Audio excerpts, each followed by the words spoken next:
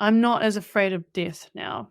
And when I think about my friends and family passing, it doesn't scare me as much because Welcome to the Pick Up Something podcast, a space where curiosity and openness are our guiding lights. Dive in, ask questions, learn, and grow. Our mantra is simple: pick up something, even before you're ready. Today, I get to sit down with my beautiful friend Steph. And for context, so we met doing the same degree. So we studied in Christchurch, the good old chemical formulation degree. How did you actually come across it? Because I got asked this the other day actually, and they're like, it's such a unique degree. Not many people know about different degrees, and it's such a fluke. I think any of us found it. So how did you find it and decide, yeah, yeah, that's what I'm gonna study? definitely. It was a bit of a journey. I initially was actually going to study neuroscience and psychology at Otago, but at the end of high school, I went on Outward Bound for 3 weeks, and that changed my mind. And I decided to cancel all the uni applications and take a gap year. So I ended up going overseas and I did Camp America at a Girl Scout camp in Wisconsin. And I was teaching horse riding. And it was in the middle of the woods, so beautiful, surrounded by lakes and, yeah, no one else around really.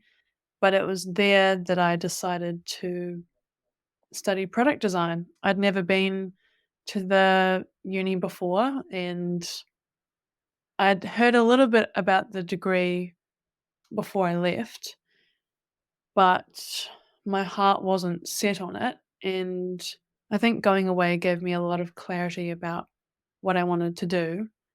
And yeah, it was one of the best decisions I've made. I really, really enjoyed the degree and obviously met wonderful people like yourself. Um, so Oh, yeah, it my initial path that I didn't think I'd be doing product design, but also it had only existed for a year before we started, so it was new, but it was yeah, jumped out at me, and I just decided to apply, and here we are with our degrees. I know. That's such a cool story. Thank you for sharing. I think it's so important people to take gap years. There's so much pressure on people to go straight to uni. I actually didn't take a gap year like you did. I went straight to uni and I did first year health science in Otago. Um, I don't want to say it definitely was a mistake because every decision leads you to where you need to be. You know, you can only, as Steve Jobs said, you can only connect the dots backwards. But I just think that's quite funny that we both ended up there. What did you enjoy about the degree and how was your time at uni? I'd like to talk about your time at uni especially. Yeah, well, it wasn't the typical experience, to say the least. I overall really enjoyed it. The degree suited me, and because it was so broad, it didn't limit you, and it was practical as well. So we had a lot of time spent in the lab and creating and experimenting, but also, learning the fundamentals of chemistry and having like a business mindset too. And yeah, I just loved how broad it was. And we got to kind of carve our own path as well because we were still the guinea pigs, really. But yeah, I enjoyed the small classes and getting to know the lecturers really well and being able to uh, be creative and have a practical outlet for that. So yeah, that was probably the best part about it, and also the people too. Um, that that's what uni was you know, all about for me was the people that I met. I went to halls in first year, which was really good. And I was in a small hall, but I got to know everyone super well, and then went flatting in my second and third year, which is a good experience in itself. Um, but yeah, I had a lot of challenges along my uni journey. And obviously we were there through the COVID times, which was difficult in itself, and everyone had to adopt to a new, learning and teaching style. Um, and I experienced a lot of loss as well, a lot of loss and grief in my uni years, which was 3 years. Felt like 5. um, yeah, my mum, she was diagnosed with cancer at the start of uni, and she yeah, she passed away in my final year, sort of 3 months before I was finishing. So that was a real it was a huge challenge, and I was, grateful to be blessed with supportive friends and family, but no, it wasn't easy, and then we went into another lockdown a few days after, so yeah, felt very isolating, um, but in some ways it was a blessing because I got to be with my family, and, my whole world had stopped, but so had the rest of the country, so everyone just took a bit of a breather, and it gave us time to be together and process it, but I managed to finish the degree, and I we all had a final year project that kept me busy, and you know I created this line of natural watercolor paints, which I ended up turning into a small business and made a limited range that I sold online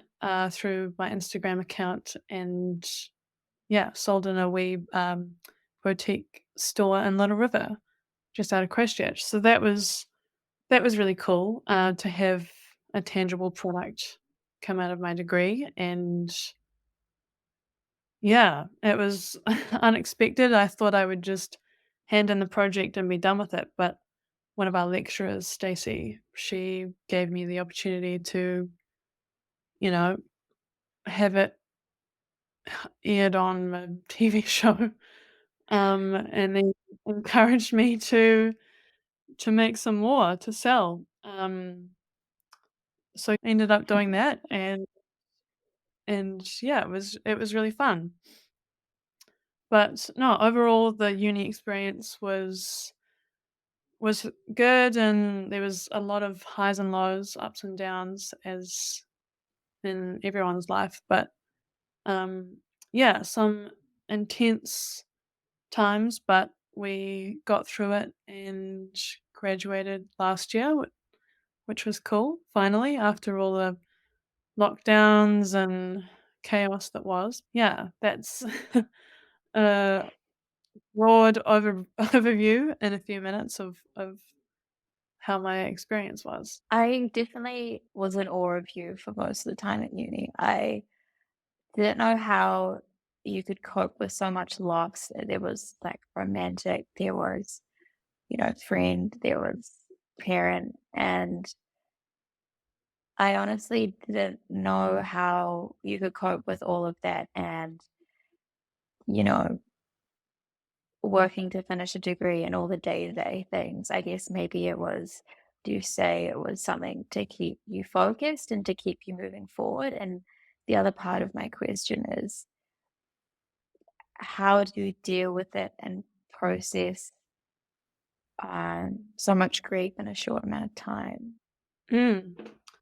Good questions. I think Wait, can you repeat the first one?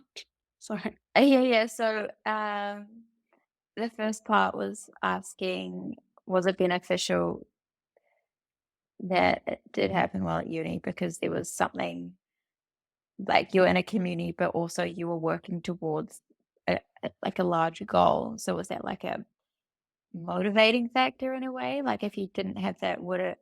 I don't want to say it made it harder, but um, you know what I mean? Like was that Yeah. helpful Um, for you? Because I'm like, how did you cope with having to do all that stuff while in grief, or yeah. was that helpful to the grief Mm, because it was you weren't always just thinking about how awful things are. If that makes sense. mm. Um, yeah, I think potentially uni was a good distraction and something to focus on. Definitely my final year project was what I cared about the most, and that was something that I was proud of, and I wanted to get that finished. So that was a really good motivation for me, to keep going, and I know that, like, my mum would have been really proud of what I created. So that was a good, I don't wanna say distraction because I really enjoyed doing it.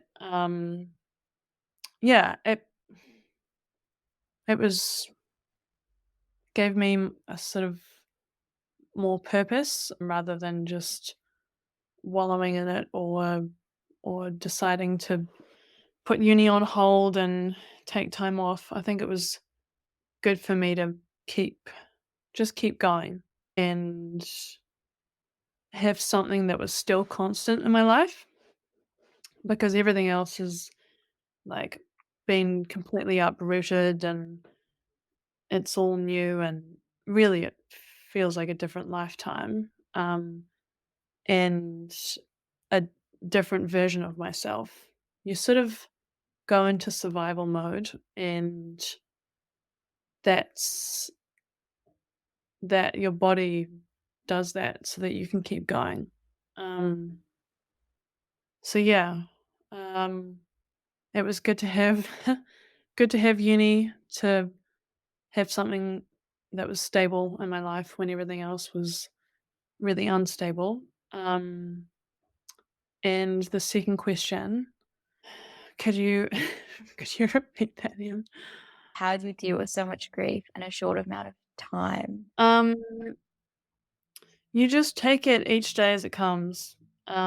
Sometimes it feels like it's a marathon to get through a day, but then something amazing and beautiful will happen, and you, yeah, it it makes you be very present with yourself and your emotions, and all the, like, little stresses that consume our mind a lot of the time, they no longer take up space because you're in this other zone or headspace where you're just trying to keep going and do the basics, because it's incredibly draining, um and it's so up and down that, like, one minute you'll be feeling fine and then the next is just, like, awful, and so much pain and sadness and everything. But yeah, just taking it day by day and not putting too much pressure on yourself. I decided to keep going with uni, but I didn't put any pressure on myself. And it puts things in perspective, what's important. Well, just spending time with my loved ones and taking care of myself. And we don't prioritize that enough. I I don't think in our everyday life we get so caught up in our ego and in our own world and what other people think of us. And, we're so worried about the past or we're anxious about the future. But really, the beauty is in the present moment and allowing yourself to work through those big emotions, um, and not, put it in a box or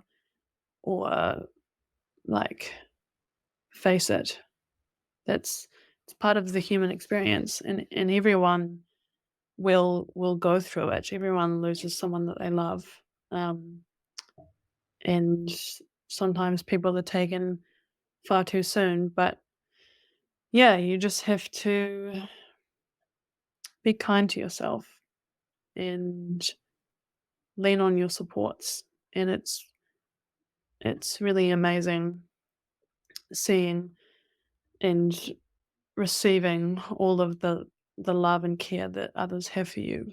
Um, it makes me feel very mm, connected to wider humanity, and yeah, it's in the you know in the grief. There's also a lot of beauty as well. It's just a matter of perspective, I guess. Yeah. What do you mean that there's beauty in grief? Um, it's grief is it's different for everyone, but the reason you grieve is because you feel love, and and the more you love someone, the the bigger the loss. And if you can try to, like, obviously there's going to be sadness and all these hard emotions that come with loss, but you can focus on the good stuff too, and you can connect with that person and the wider, family or circle through this like shared love. I when I a few weeks, months after mum passed, there was the amount of love that I received was just phenomenal. And the people that, you know, come to help and take the load off or do something for you because because they love you and they love that person who has passed. That's really beautiful. And it's um it's sacred almost, sharing sharing the memory and sharing the love. And yeah, it's really special. So I feel blessed to have been able to experience that, because although there was a lot of, you know, really hard stuff, there was equal amounts of amazing, beautiful stuff that came out of it. Yeah. Oh, I that's feel like I just beautiful. waffled. No, but that's the point. Like, that's the point. It's just learning about you and what you've learned. Like, how has your mother passing impacted your growth and your view of reality? Mm. Um, it's I've always been a pretty independent person, but in some ways it's forced me to be more independent because I don't have that maternal figure, who I can go to at any hour of the day. So it's um meant I've had to grow up in that way, I guess, or mature, which is not the easiest because it would be nice to, be able to lean on her and have her guidance and wisdom. I still can and do, but, not in the physical sense. So it's yeah, it's helped me to look after myself more, and I have to mother myself as well. There's a lot of amazing women I can go to, but yeah, I think not having a mum has meant that I've become even more independent. Um, and yeah, the family dynamic has obviously changed quite a lot. So that's come with its own challenges, and being the only female in the family now is can be really difficult. But we're all learning and readjusting. I still feel like I'm in a readjustment period, but I feel much stronger now. And yeah, I think going overseas as well was a really great reset for me, and to change my environment because being in Christchurch, there's been a lot of felt like a lot of heaviness and reminders and just a lot of big emotions. So going away was a really good um, reset, and I just felt free and could do what I wanted, and I felt like my age again, because there was probably a good half year to a year long where I felt I didn't feel my age. I was one minute I was 35, and the next I was like a 10-year-old grieving my inner child and feeling motherless, and yeah, so it helped me kind of recenter with myself. And yeah, I've enjoyed growing into this new version of myself, which I will, eventually evolve out of and into the next. But it's been, yeah, it's been a good journey, and I, yeah, I'm looking forward to what's next, and I'm feeling more sort of at at peace with the past and hopeful for what's next. Yeah. I don't know if that answered your question, but yeah. That's beautiful. Um, in my head, I'm like, there's so many other things I want to talk about. I want to talk about seaweed and your cabins, and um, I I know we talked about your mom and grief for a little while, and I know it's yeah, we need to move on to something new. But I what came into my head, oh, firstly, that bit about grief and that it's um, you know, an indicator of the love you had for that person. I remember exactly where you told me that. It's kind of stuck in my mind. Like we were in your van, we'd just like left your place, and we were turning like right on some road. And I remember you telling me that, and I was like, huh, it really like stopped me in my tracks, and I haven't forgotten that. I remember you Mm. telling me the story of the last like a few days and a few moments you had with your mom, and um, I think that many people don't have, especially not until later in life, experiences with death and being so close.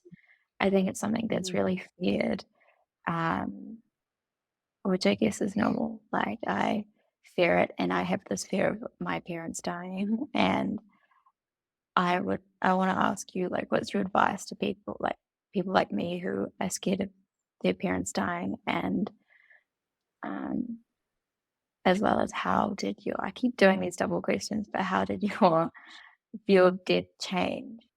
Mm. Um, yeah, death. It's not talked about heaps in Western society, and it was one of my biggest fears as a child. Um, and probably a lot of other people hold that fear of their parents dying. Um, but it is, yeah, it's inevitable, and but it's uncomfortable too because there's, you don't want to exercise the thought too much. Um, because it just causes anxiety about the future, and really what you want to do is enjoy the living present moment with the people around you. Um, I there's there's a lot of different ways to die, and I think the way that mum went was beautiful, and it was she was surrounded by her loved ones, and it was very um, peaceful. So I'm grateful and fortunate, really, to have had a, I don't even, how do I describe it? It was a nice transition for her, and it wasn't shocking, and it wasn't, um, yeah, it felt like a beautiful, peaceful transition. Um, but yeah, I'm not as afraid of death now. And when I think about my friends and family passing, it doesn't scare me as much because it's not the end of the world, and life goes on, and we are resilient, and we learn to cope.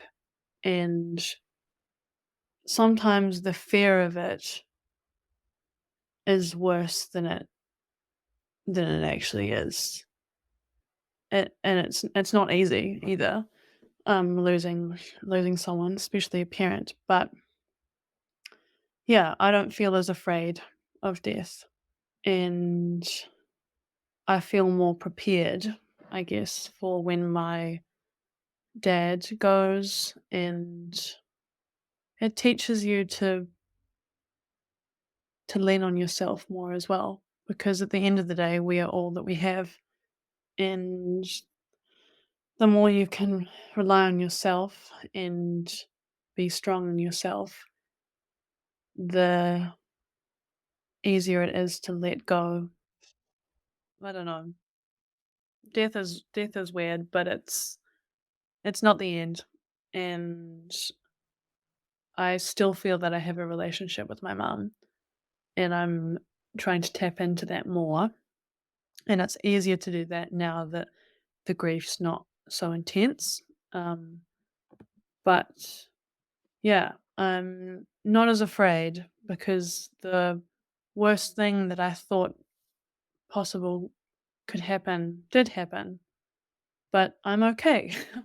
And life goes on, and I'm just grateful that I got to spend 21 years with her, and now I get to live the most incredible, fulfilling life as she would want me to do. So yeah. I'm really interested what to hear more of what you said when you said that you tap into a relationship with her and that you still have one. Yeah, it's hard to describe, but I can connect with her in a spiritual sense, I guess. And sometimes I feel I get signs from her, and sometimes she'll come to me in dreams, or you'll just feel like a, a knowing, or an intuition, or even sometimes I feel she's in me, in my, I'm half of her and the closest, you know, living thing to her, really, being her daughter. It's nice actually, feeling like I embody her, which I do. Or I'll recognize something like a mannerism or the way I've said something, or I don't know, it could be a little thing that will remind me of her, and it's like she's there, which she is. She's still here in us and, like, in our memories and in the environment. Yeah, just in a different way. So, yeah, like, what is it? The third law of thermodynamics: energy can never be created or destroyed. It's just Oh,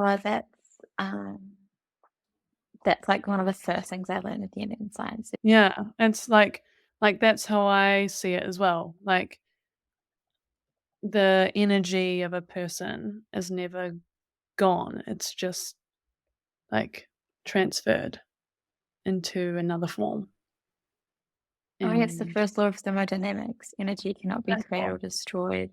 yeah, that's the one. Yeah, Yeah. I like that it can only be transferred from one place to another. I do wonder what happens when we die, though. I saw this video the other day, like weeks ago now, called the theory of the egg, I think it's called, and it's talking about how we are everyone, and so when we're being mean to someone else, it's being mean to ourselves, and that we live every lifetime, and it's like we are like infant gods. And so once we live every lifetime, we then become like an infant god, and then we get the next stage of lessons from like the elder gods or something, which I thought was Mm, quite an interesting yeah, um, theory. definitely. Well, no one really knows, but I believe that it's not just the end. It's, you know, the whether it's the soul lives on or where, who knows, but I don't think it's nothingness. Yeah, it can't be. Yeah, I think it's quite hard to think it's nothingness because it's like, we have our mind, we have our body, and then we have our soul and like awareness. I don't know if awareness and soul are the same thing or if they're different. Mhm. Um, but I guess we don't know if other animals have it, but um, it seems quite, for me, unfathomable. It's a big word. Um, that that doesn't go somewhere, that it just dissipates. Because as you said, the first law of thermodynamics, we're not Yeah. physicists really in any close, but like um, it has to go somewhere. Yeah. Um, No, I believe that. Yeah, it's not the end. mm, no. Okay, I want to change tracks now and talk about uh, what you're currently doing, what you're currently building. So, what project you're working on at the moment? Yeah. Well, I'm more than happy to talk about this one. Um, so been sort of a dream of mine to create a kind of ecotourism business where we build off-grid accommodation, like a log cabin, and on our property on Banks Peninsula, and sort of build 3, 4, 5 of these cabins and do a walking track and offer guided experiences and cater it for couples or, you know, groups of 2 to 4 people. That's the main focus at the moment as I've been designing the first cabin, and we have just finished our final set of drawings and now have all the documentation work in place to launch for a building consent. So once we get the green light on that, we will start building and hope to have it up and running by the end of the year or even springtime, depending on how long the paperwork takes. But yeah, I'm incredibly excited to be working on this. I had this idea probably when I was 19. and now is the perfect time. It's a joint venture with my dad and one of my brothers, and we're milling all our own timber, which has been growing on the property, and building it from scratch. And like, there's going to be working bees with locals, and it'll be a community project, really. But yeah, it's going to be the first of many, and then the dream is to sort of run retreats out there as well. Um, for women or for people experiencing grief to have a safe haven and a place to go by the ocean and be in the forest. Um, and yeah, it'll be a really nurturing, safe, warm place with, a hot tub or bath on the deck and, um, yeah, quiet birds and hoping to make the whole property predator free and regenerate a lot of the bush, which is already coming back. But we've got some beautiful totara trees and a lot of kanuka and kawakawa. So I can use my knowledge in herbal medicine and even run workshops or potentially build a events sort of creative space where people can come and run their own thing, do pottery courses or yoga retreats, painting, do wild foraging and, you know, woodwork. It could be anything really.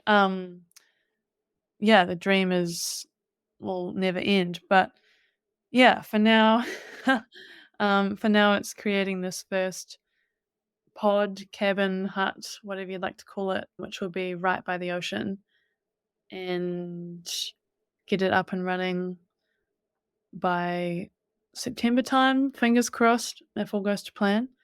But yeah, I'm looking forward to the next few months of um, getting all the materials that we need, milling the rest of the timber, and yeah, getting the site prepped and ready for first day of building. So watch this space.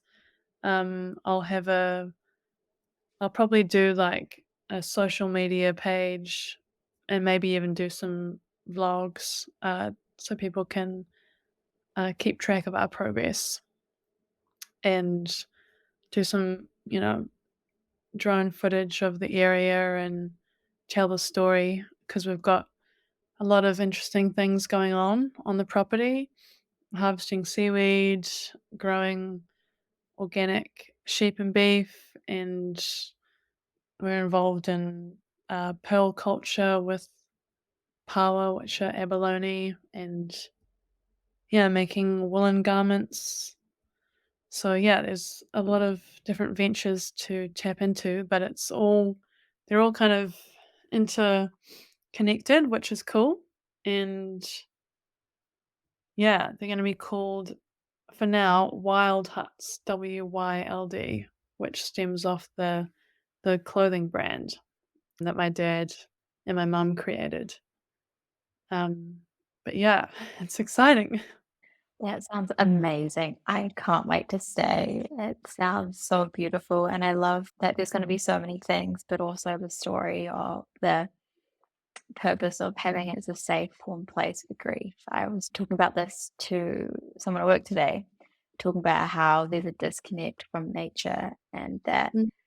with the healing I did when I was in Christchurch, it was really, well, like through my time at university, it was really being in nature that um, was like the catalyst or the biggest help in healing, just being with the earth and grounding and harnessing its energy to heal.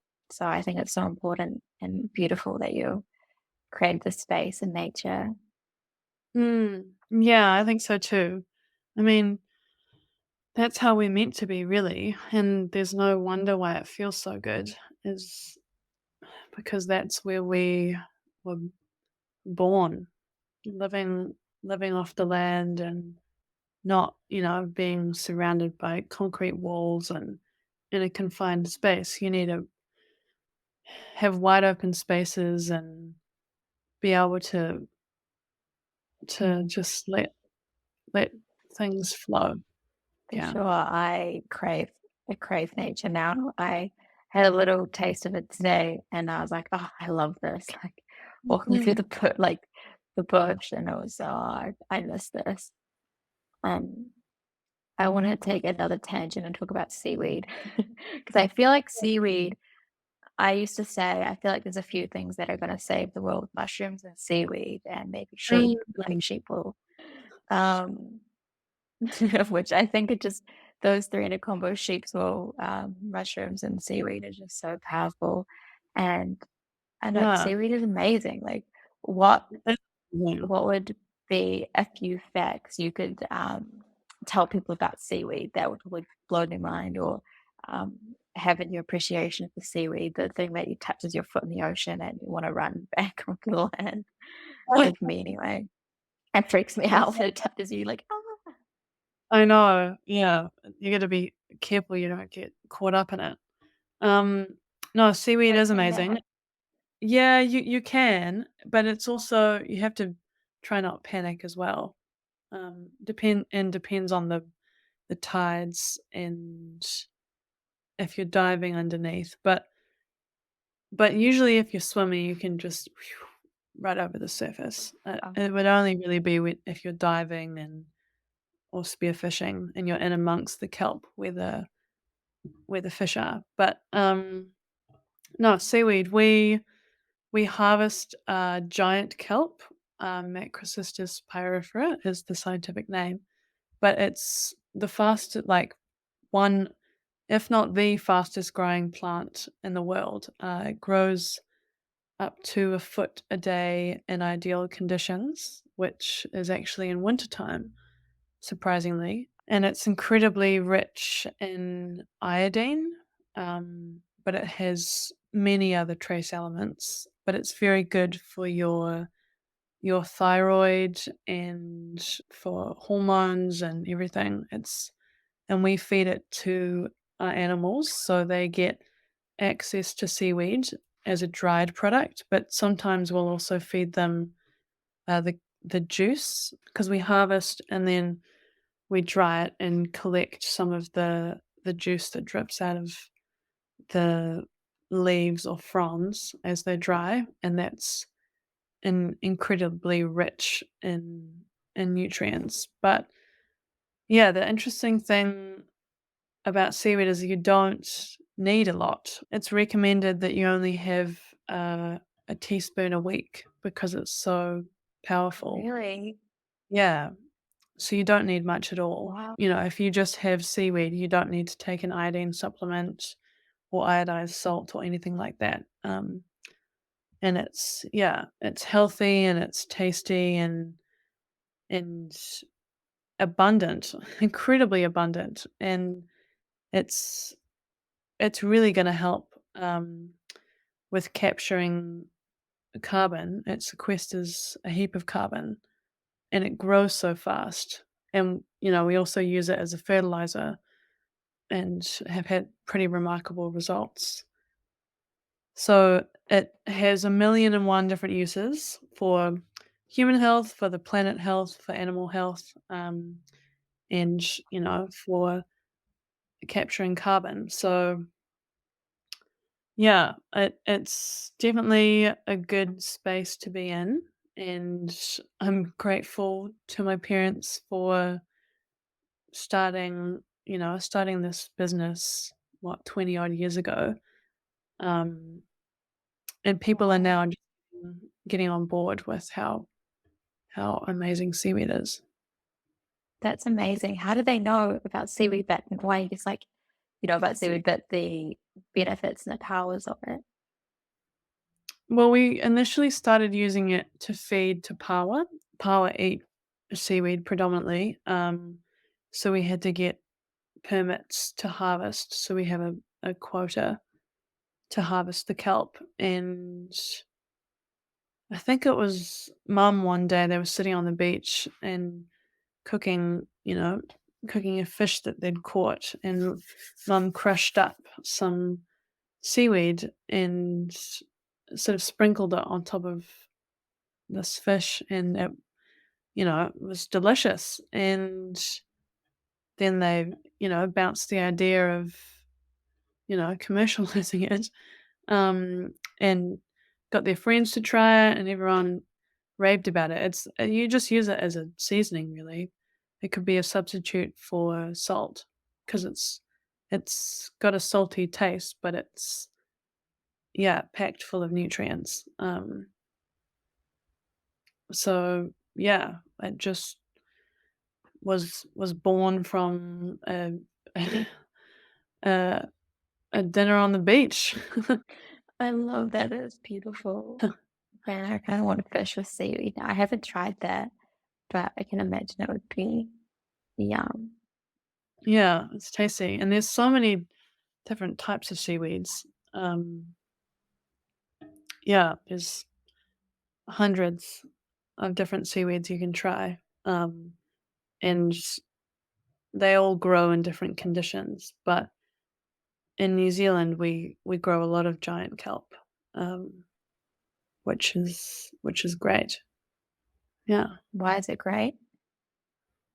Well, it's one of the most it's the fastest growing plant in the world, and it's really easy to harvest as well, and it has all these amazing benefits for human health. And yeah, and people are just there's not a heap of research that's been done on seaweed, but there's definitely a a large window for people to find out more and to utilize it too. Yeah, it's a very abundant resource. That's awesome. That's so cool. Wasn't we didn't even touch on bio. Well, summer What up? that was a good program that we were both involved in. I think Canterbury was particularly good at inspiring and providing opportunities for young people to give business a go.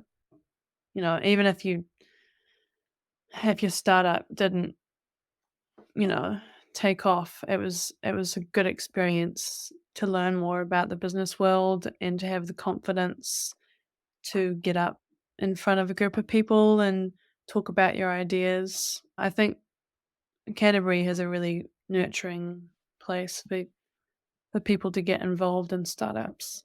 BioBale was a venture that I started with my ex, and we were trying to create a biodegradable, compostable wrap for baleage, which is those big hay bales wrapped in plastic that use 2.5 kilos of plastic per bale, and we make millions of them every year. So just in New Zealand, and a lot of it is burned or buried and you know wasted. So we were trying to create a compostable version, which is actually really difficult to do.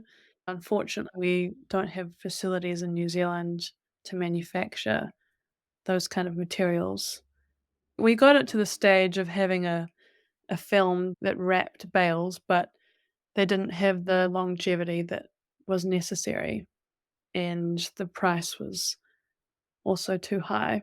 As compostable materials develop over the next 10 years, that will change. And yeah, maybe it's something that I'll pick up later on. But for now, yeah, it's not the best solution. It was a great experience. And yeah, it got me excited to get in the startup space, um, and meet people like yourself, Emma. Yeah, well, it's good. One thing that I have thought about that came into my mind as you were saying about the Baywoods wrap. One solution, which would be pretty awesome, is that if all the farmers had like a massive tub they could chuck the plastic and they chucked in bacteria that digest plastic that turns it into a biofuel, would be quite a cool solution. Wow. Yeah, definitely. Yeah. Yeah. So it's like your solution could be the pits and the bacteria, and then like maybe like the pump to like purify the fuel afterwards, Yeah. coming at biofuel from a different angle. Yeah, that's true. Man, I feel like I need to study engineering for that. Or find people that do know that. But Yeah, yeah, I definitely. feel like solutions like that would be awesome, especially for like self-sustaining property. So even your food waste. Mm. Um, yeah, bacteria are amazing. That's another thing. They'll either help us or hurt us. They're a tricky Mm. bunch. What what have you learned this week? Wow. What day is it? It's Monday. Haven't learned much. So in the past week, not like starting today, but And in the past past week, yeah. what have you learned? How what have I learned this week? How important it is to get out of the city, take time for yourself. I recently took Maggie away in the van to Gore Bay, and that was, yeah, just wonderful to prioritize rest and swim in the ocean, move my body, spend time chatting to a close friend and not feel any guilt about it. But Mm, yeah, it's important. So something I'm now going to prioritize is going away, taking the van on a trip either by myself or I take the dog or I, you know, bring a friend along, but making that a priority because it makes me feel good and it's yeah, important to get away and as you say, connect with nature and helps you to heal and slow down and rest. mm. Yeah. So that's been a good learning or reminder. That's Yeah. beautiful. That's beautiful. What about you? Oh, what have I learned? That I want to do infrared saunas and hyperbaric oxygen chambers every weekend and, well, ideally every day. Wow. Did you get in a hyperbaric chamber? Yeah, Connor and I went to Yeah. this place on Saturday and we did a hyperbaric oxygen chamber for half an hour and then did an infrared sauna for half an hour and then we were going to do red light, but we ran out of time. And then I don't know if it was that or whether it's me. It could be something else happening or like my gut repair or me keeping affirming to myself like I release all resentment, I release all sadness, like all stress, all anger, all guilt, all that stuff. But my cyst has gone right down. Like it was like a huge lump like this. Like it's still a Oh, little bit there. But after being in the hyperbaric oxygen chamber and infrared sauna, it was feeling weird and I was getting worried. I was like, I can't move it like I used to be able to. Like it feels different. And then it's gone right down. And I was like, is it the oxygen? Because it appeared when I got back from America. And I was like, mm, what happened while I was away? Um, wow. I have no scientific evidence for this, just correlations, not a causation. But yeah, you That's feel so, awesome. you feel great afterwards. And I noticed that I was feeling kind of angry going into the oxygen chamber and then it just dissipated like breathing oxygen. It was just away. Wow. Which I found really powerful. Yeah, that's awesome. Mum used that in her treatments. She actually bought one, which was cool. They're like a big space capsule. They look so funny. But yeah, amazing benefits from just highly concentrated oxygen, right? Yeah. Yeah, I was thinking of your mum doing it and telling people about it. That's how I learned about the oxygen chamber. What's been the best wisdom someone has instilled in you? What instantly comes to mind is something that my dear friend and healer, Carrie Jo Thomas, said to me was that what's coming for you can't miss you. And yeah, essentially, it means that whatever is going to happen and whoever's going to come into your life and all of that is inevitable and will happen, and there's no way that it can't not happen. And yeah, and you just have to surrender to it. So really, like whatever will be. But what is going to happen in the future will 100% happen to you, and what's coming for you can't miss you. Mm. Mm. That's beautiful. I knew it was going to be Carrie. I remember you telling me that actually. That was a few years ago, and I remember writing it in my journal.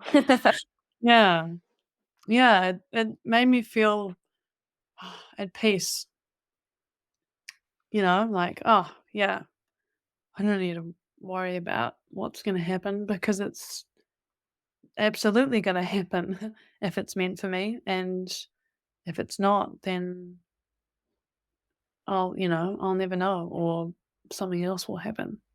But yeah, it's reassuring.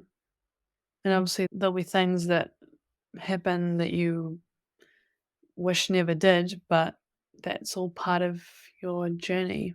And life is for learning and for growing. And yeah, what's coming for you can't miss you. What is something that someone can do to improve the quality of their life? What would you recommend? What do you think is a powerful thing to improve the quality of their life?